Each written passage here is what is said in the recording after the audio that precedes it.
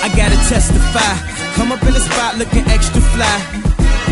For the day I die, I'ma touch the sky. What's going on, you feisty mofos? JonGTFO here, and welcome back to your Christmas present this year. The only way is Fulham returning. It's a festive season, guys, and as I said, this is my gift to you. So, the return, obviously, and I started just before, shut up phone, just before pre-season, so that means that you're going to have to see my new transfers in. So, who have I got this time? Let's go and have a look. This is the first guy. I was on a free transfer, so I thought I'd grab him. I mean, his physical stats are pretty good. I mean, off the ball work rate, it was heading for a 16-year-old. He got some very solid stats there, and I'm really impressed by his physical attributes at 16. That's pretty impressive. So I just thought, grab him from Sunderland. He was on a free transfer, so what the hell, no.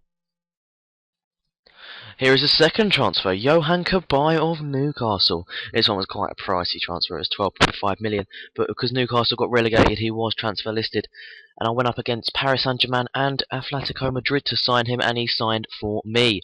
So, I am a great fan of Johan Kabay. I mean, I had him in the network game last year on Football Manager 2011, yeah, and he scored some great goals for me, and is an influential part of my Newcastle career, and my cat is going to sit on my laptop if she moves. Is she going to do it? Yes, she is. Excellent. So yeah, he was an influential part of my Newcastle career, and I really needed a midfielder. I need to get rid of Steve Sidwell pretty much, and this was my direct replacement for him. And I really think he's a promising player. He's 26 years old. He's still got maybe. Shut up, phone. Like, no, cat, no. Do not sit on laptop. Okay, sit on my hand that's covering my laptop. Even better. Yeah, I really think he's got a long career ahead of him at Fulham here, and I think he's a great buy. So, again, 12.5 million, quite expensive, but I think he's worth it. Now, I know Shaqiri's a well-known youngster, but I was looking at his stats, and he was going pretty cheap. I mean, 7 million's a great buy, and I really wanted, instead of going for experience this time, I've gone for quite a young squad that I can develop, because I realised last time that buying the regens and buying all the old players didn't really help me get anywhere with the club. It was me trying to think that I'd get far in the Champions League, which I'm not. So I've taken a different approach this time, and I've gone for some younger players, I guess you could say. I mean, some of them are quite young, some of them aren't. But I swear to God, I'm going to murder my phone in a minute. Shut the fuck up. Thank you. Okay. So, as you can see, Shaqiri's stats pretty decent. I mean, his physical attributes are okay. His jumping and balance aren't very high, but we can work on those. I mean, dribbling 17, flair 17, passing 15, technique 15. First touch 15. I mean, he's a great ringer. And, again, he's a youngster. And most of the players I've got in are young. So, I thought it would be a great addition to the squad.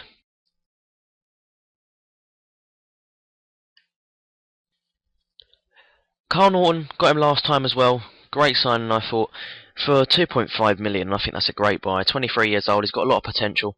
He's got very solid stats. He's very good all round, really. I mean, they're all pretty average stats. I mean, 23 years old, still got time to develop. Still got a long career ahead of him. And I think if he doesn't get injuries, he can be very much a starting player in the team. I mean, right back position is now, I'd say he's the best player there because Chris Baird is getting on a little bit. I did let go of Griegra. So, I do think he is going to be my starting right back from now on. So, yeah, very promising buy for me, I think. I think the best buy that I've made, Adam Johnson, 25 years old now. He's getting on. Yeah, I thought he was a lot younger than that, I have to say, but 25 years old now, and I got him for 11 million off Man City. He was transfer listed at Man City, surprisingly enough, but I mean, look at those stats. What a player he is going to be for me. I do think he's probably the best buy that I've made throughout this transfer window, and I mean, him and Brian Ruiz on both wings. Oh, that should be fun. That should be fun. Now, Marc-Andre ter Stegen. Got him last time as well. He is the best young keeper in the game, I think, and managed to pick up for 7 million. I think I did that as last time as well. And I mean, he's just got great stats. He really does. I mean, communication, kicking, rushing out, all very high. But everything else is just catching up to it. And I mean, he's got such a career ahead of him because keepers go to God knows. I mean, look at Van der Sar, look at Schwarzer, look at Friedel. They go for so long, so 20 years maybe. And he's just got such a career ahead of him. So I do think it's a great buy for me. And for someone that young to have those sort of stats for £7 million, an absolute bargain in my eyes. This is a little bit of a controversial one. I managed to get Adebayor on loan. And I mean, I looked at his physical stats, I looked at some of his technical and mental stats. I mean, he hasn't got the greatest teamwork or work rate, but I managed to get him on loan. I only had to pay 20% of his wages, which is going to be 20%, 30 grand a week. I only have to pay 30 grand a week for him. which is a really good deal, I think. And it cost me 1.2 million to loan him, which is quite expensive for one season. But I thought, 28 years old, he's got great experience, he's a great striker overall. Him and Sal up front, making me change my formation just a tad, but I don't mind that. But I do think that's going to be a great little partnership there. Another one of my favourite signings was Eka Munyan on loan from Athletic. He was on the loan list, and I thought to myself, at first, I don't need him, I'm not going to get him. But then I thought, you know, I'm thinking about buying him next season. So I really want him on loan just to see. I couldn't get a future fee, and I tried. I made 3 bids for future fees. They would not have it. So I'm just going to see how much I can get him for next season. But you know, I thought I'd give him a try out, because if I get him now, play him in a couple of games here and there, just see how he does. It'd be a good scouting. It's a lot better than my scout just getting report card in games. I'd actually see him play, and I can watch him develop as a player. So yeah, I just thought, you know, it's a smart move. If I'm going to be scouting him, this is the best way to do it. Now, last one here is Alexander Kolarov. You may be thinking you've got John Arisa, especially Alex of you, but John Arisa is probably leaving the club for 5.5 million. A bid from Tottenham came in a couple of days ago. The deal hasn't finalised yet, but I managed to pick up Kolarov, who was on the transfer list, for 3.5 million. He's on quite a lot of quite a high wage, but he's a very quality player, and I mean his long shots and his free kick taking are really good. I mean crossing corners again. He's a wing back, and I'm going to be really trying to go for attacking football this year, and he does speak English, so that's another added bonus really. So yeah, I just thought him and Cole Norton, both wing backs, maybe. I don't know. I'll see how it goes, because I'm going to be trying to play quite an attacking formation throughout most of this season. But I did think for that amount of money, that's an absolute bargain as well. So this is the overall transfer screen. Michael Diacine over there cost me 1.7 million, but that was in compensation, I think. So over here, did I get rid of? I got rid of Marcel Gekov to Leicester City, Moussa Dembele 4.8 million to AC Milan, Bobby Zamora for 3 million. I'm gonna have to get rid of that.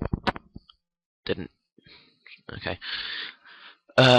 Patim Kazim on loan to Udinese. Steve Sidwell went to Cardiff for 2 million, and the other two were out on loan. So it gave us a budget of 10.5 million in, and we spent 46.5 million. But I did get 27 million at the start, guys, and I still do have quite a hefty wage budget left. If we do click on the boardroom here, I mean, look at that. I've still got over 100,000 to spend on wages. So, you know, I could have brought a lot more players in, but I didn't want to unsettle the squad too much. I mean, the players that did get in, it was quite a lot, and most of them are going to be starting quite regularly. So I have put it on teamwork and hire for pre-season, just, you know, pre-season match preparation.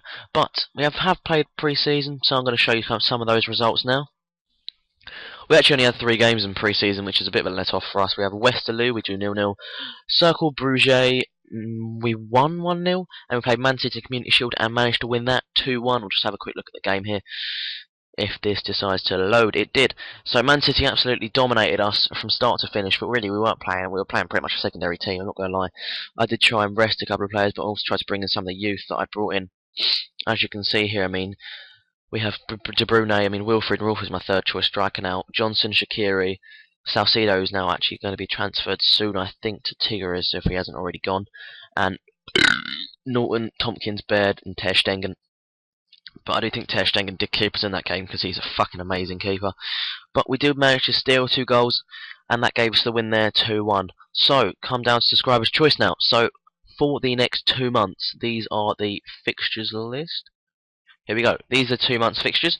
So we have Chelsea, Atletico Madrid, Tottenham, Atletico Madrid, Wigan, Sunderland, Burnley, Man City. So, the last time I played this, you picked Man City in the live com and we drew 2-2. So, I don't want to have Man City again, so I'm going to take Man City out of the running. So instead of Man City, it's just going to be these guys, which I don't expect you to pick Chelsea now. But we've already had Man City in the last live com, which was that game exactly.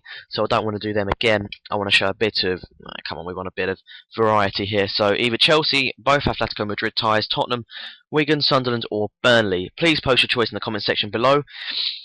And I think that about wraps up the episode, guys. So if you did enjoy the video, please remember to give it a like rating. It does promote penis growth, and let's be honest, guys, please like a bit of penis growth, and if you're a girl, it does promote your vagina to get tighter, and mutilation if you're Tom H online and a bit weird.